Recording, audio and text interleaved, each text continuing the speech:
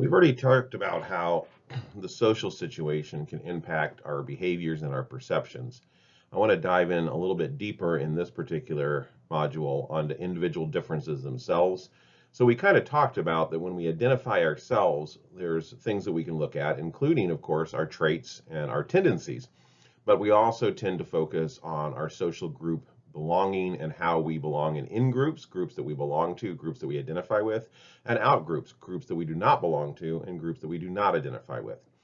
We're going to further that by looking at the actual individual differences, and these are the actual traits, if you will, and also how that interplays with personality. Now, notice before we move forward that we talked about social identity first.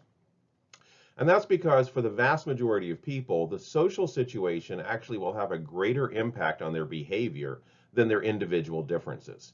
And you can kind of think about this. When you're in a classroom and you're listening to a lecture, there might be 100 students in there all listening to the lecture. No one is screaming, no one is whooping it up. Everyone's listening quietly. Now, there are some students that are more likely to ask questions when questions are appropriate.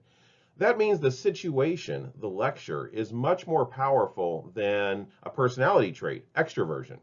Both introverts and extroverts and extreme introverts are all behaving very similarly in that particular situation. Now, when the opportunity is presented to allow extroverts to talk, to ask questions, they're more likely to do so.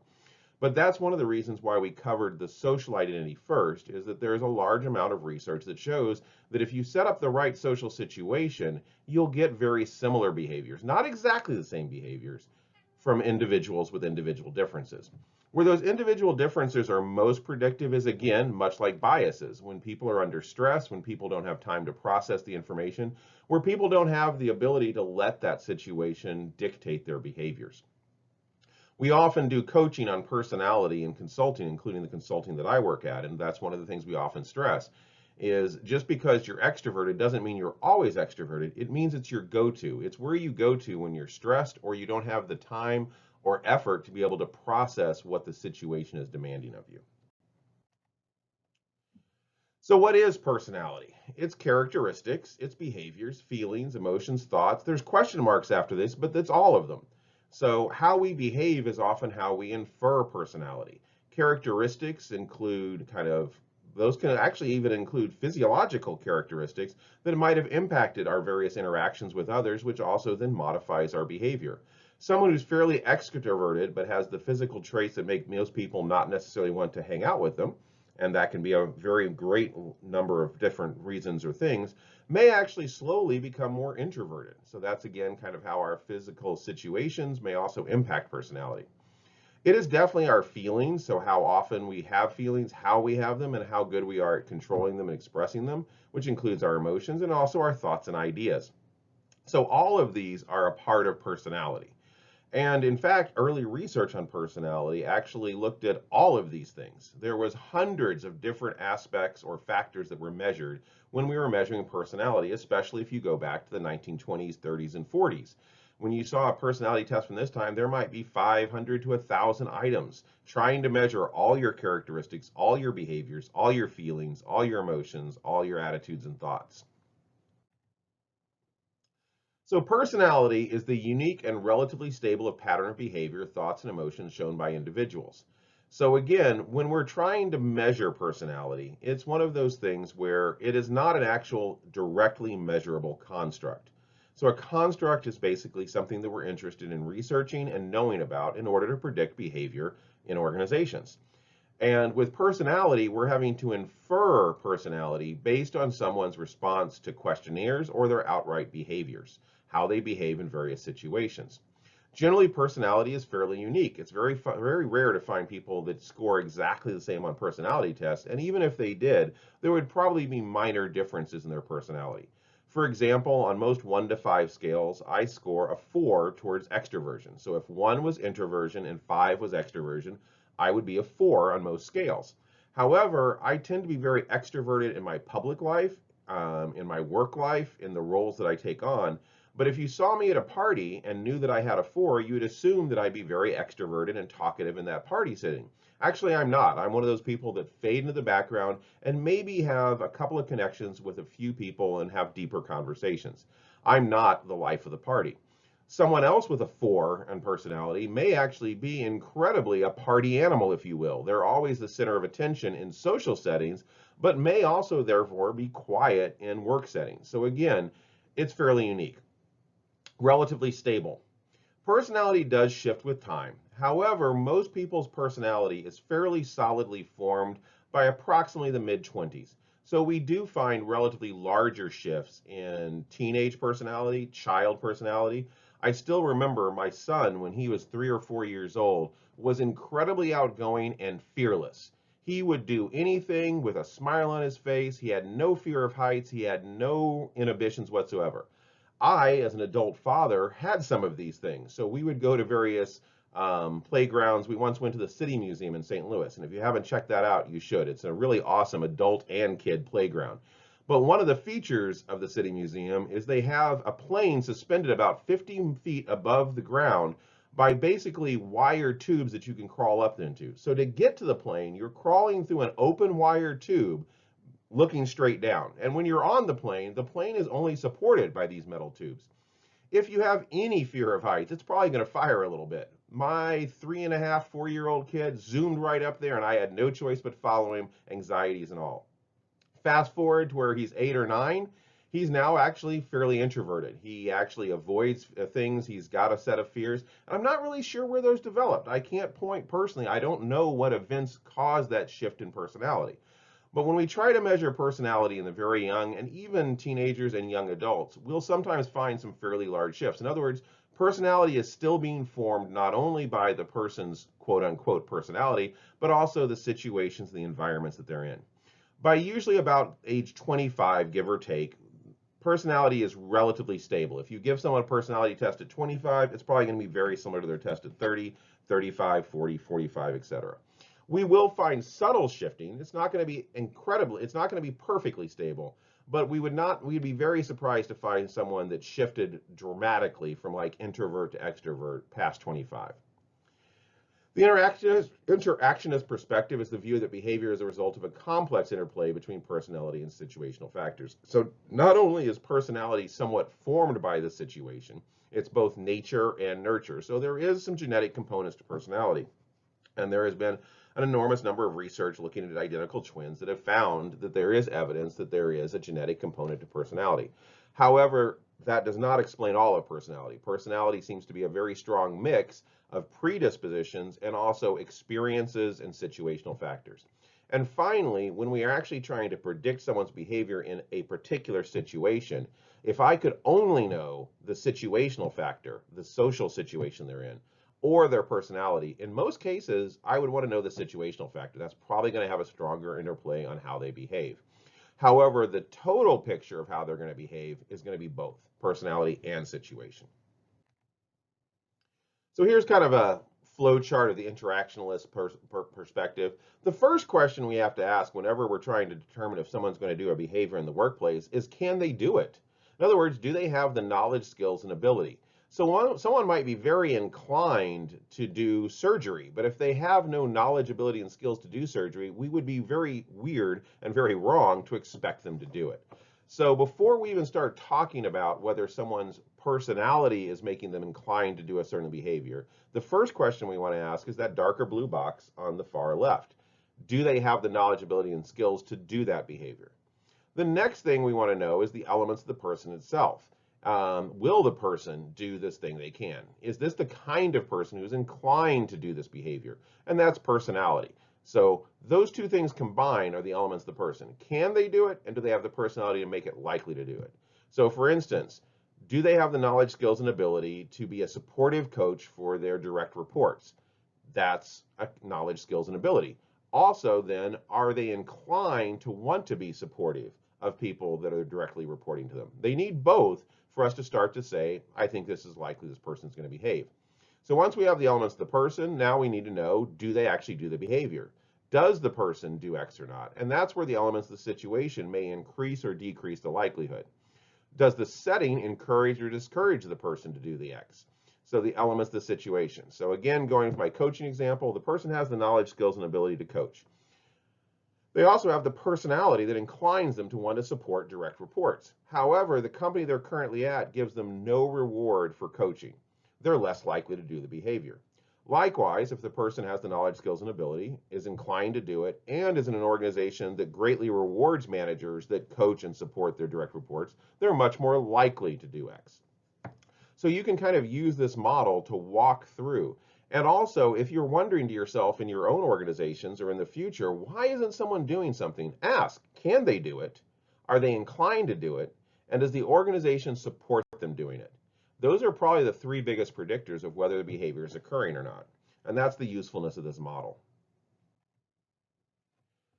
So it's not just enough to measure the personality of the person and to measure the person. We also need to actually measure the job or the role they're in. And this is what is often referred to as person-job fit. In other words, a large amount of psychology's contribution to the workplace is not just measuring people, but also defining and objectively measuring a role or a job, and then looking for the connection between the two. What type of person, if they have the knowledge and skills and abilities to do the job, are likely to do the job well given the right situation. Now notice there's a lot of complexity in a very simple word. Person, job, fit. It's effectively 2 or 3 words at most, depending on how you treat that hyphen. However, it incorporates this entire idea of measuring personality, measuring the job, seeing if there's that mix, and then asking, does the situation encourage that performance? So person job fit is the extent to which individuals possess the traits and competencies required to perform a specific job. Since personality plays a role in job performance, it is in the organization's best intent to actually measure that and be able to measure it well. And that starts to bring us to what should we measure in personality? What factors of personality have the most impact on actual job behavior and also on predicting whether someone will perform in a certain way? And that takes us to measuring personality. So we want an objective a test as possible. It's questionnaires and inventories designed to measure various aspects of personality. A good example of this is the strong interest inventory. There's a lot of them out there. The problem with these objective tests and questionnaires is they are self-report, which means that they have some biases. People tend to present themselves more positively on self-report inventories. Now, that is not necessarily a problem because it just means everyone kind of shifts to the more positive. And there are a fair amount of personality questionnaires that have tried to fight this tendency. For example, there's a fair amount of personality inventories that basically have you choose between two equally positive traits. You can't say yes to both. You can't say no to both. You have to choose one. And by making you choose between positive traits, it basically gets rid of that social desirability. You're more likely to go with the positive trait that is more representational of you.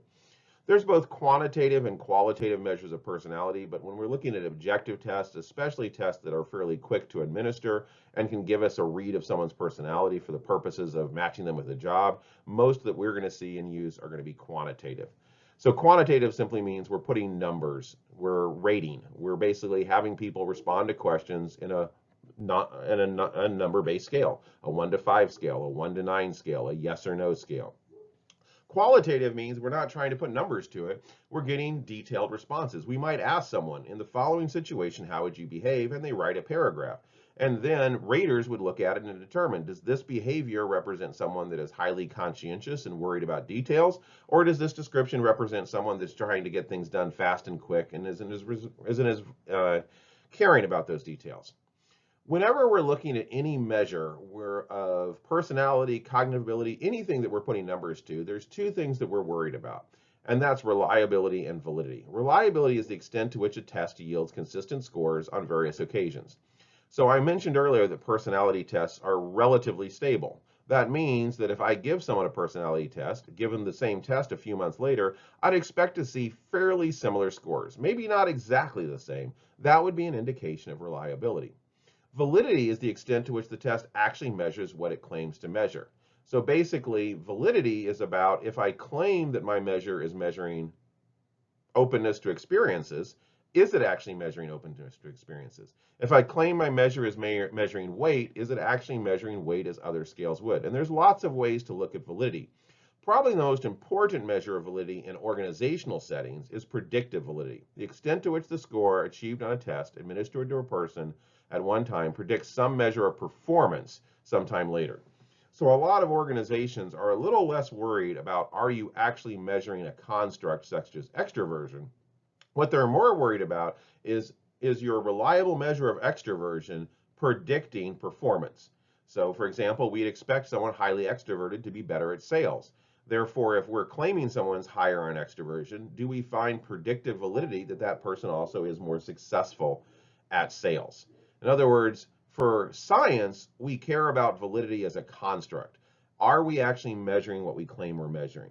From an organizational viewpoint, it's honestly a little bit more important to them. Are we actually at least measuring something that predicts performance and is usable in making organizational decisions? So just a quick example of reliability versus validity. Let's say you weigh 160 pounds. You've jumped on a bunch of scales throughout your life and it's been fairly stable. So you get on a new scale and it says you're 110 pounds. And you get off, you get back on 110, you get off, you get on 110. Every time you jump on the scale, it says 110. That scale would be reliable. It's giving you the same result every time. However, based on other measures of validity, other measures, other scales, your own understanding of weight, it's not valid. If you jumped on a scale that gave you your same weight of 160 pounds and that was your weight every time you use it, we would claim that scale is reliable and valid. It gives you the same result every time, and the results it's giving you is very similar to other measures of weight.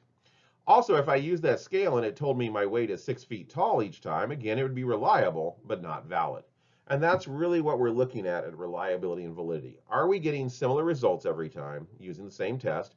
If we expect that we're measuring a relatively stable construct like personality or cognitive ability, or maybe even skills and abilities. And is that measure valid? Not only is it measuring what we think it's measuring, more importantly for organizations, is it measuring something that predicts performance or another organizational outcome like engagement or perhaps absenteeism. So I kind of mentioned that personality started with a wide array of various traits and things that it measured. An enormous amount of research has gone into the measurement of personality, and what has come out of that is various forms of the big five dimension of personality. Five basic dimensions of personality that are assumed to underlie most, if not all, specific traits. So this doesn't mean that knowing someone's conscientiousness, extroversion, agreeableness, emotional stability, and openness to experience will give you all there is to know about the person. But these are the five traits that most often come out of any personality test that was previously designed before this was discovered, and are the traits or constructs that are most likely to predict workplace behavior as well as social behaviors. So we're going to talk about each one of these in turn just briefly, and just realize that most modern personality tests are in some way or another built around the big five. Now, a lot of organizations have added a sixth or seventh dimension, some of them as much as 15 total dimensions, but all of those are usually subcategories in some way or another of these five traits. The big five dimensions of personality are said to be existing on a continuum. So basically, every one of them you can have low, medium, or high levels of. And what that means as far as your likelihood to behave outside of situational control is also going to be influenced.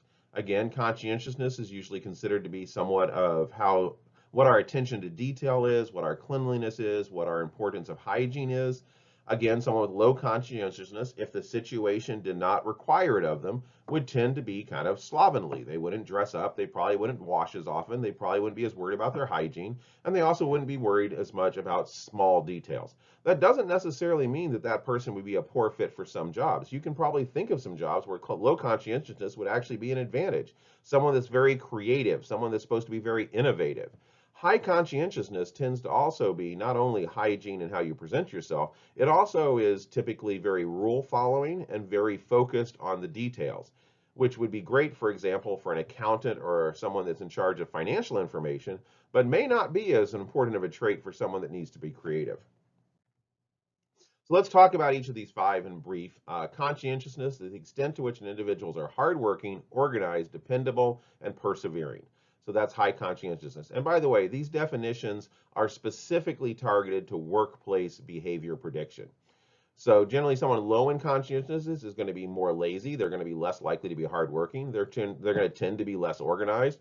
And they're also going to be tending to be more unreliable. So that's low conscientiousness. So if you were wanting to predict whether someone would be late for work, on average across multiple occasions. Someone with high conscientiousness would probably be less often late for work. Someone with low conscientiousness would probably be more likely to be late for work. Extroversion and introversion, the degree to which individuals are gregarious, fond of company, assertive, and sociable.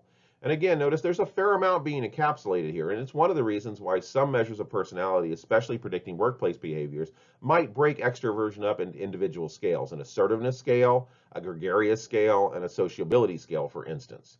But across the board, those that are more extroverted tend to be more assertive, they tend to be more sociable, and they tend to enjoy the company of others more.